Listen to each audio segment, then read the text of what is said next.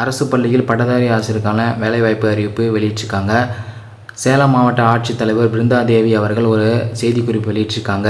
அதாவது ஆதிதிராவிடர் நலத்துறையின் கீழ் இயங்கும் மேல்நிலைப் பள்ளிகளில் 2 பட்டதாரி ஆசிரியர் காலி பணியிடங்கள் இருக்குது சமூக அறிவியல் பாடத்திற்கு.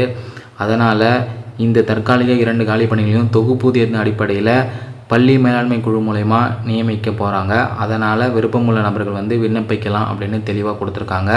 அதனால் சேலம் மாவட்டத்தை சேர்ந்த பட்டதாரிகள் ஆசிரியர் தகுதி தேர்வு தாள் 2ல் தேர்ச்சி பெற்ற நபர்கள் உங்களுடைய கல்வி தகுதி சான்றுகள் மற்றும் எழுத்துப்பூர்வமான விண்ணப்பங்களை நேரடியாகவோ அல்லது அஞ்சல் மூலமாகவோ விண்ணப்பிக்கலாம் அப்படின்னு தெளிவாக கொடுத்துருக்காங்க.